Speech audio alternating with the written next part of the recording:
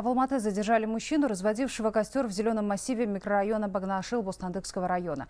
Его сняли жители на мобильный телефон и выложили в сеть.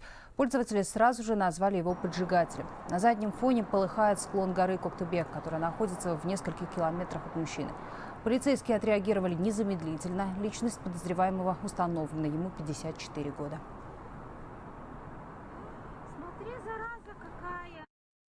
Он признался в разведении костра. Мужчина добавил, что был в состоянии алкогольного опьянения и якобы хотел разогреть себе консервы. Однако, когда огонь перекинулся на кусты, испугался и покинул место разведения огня. Обстоятельства будут установлены.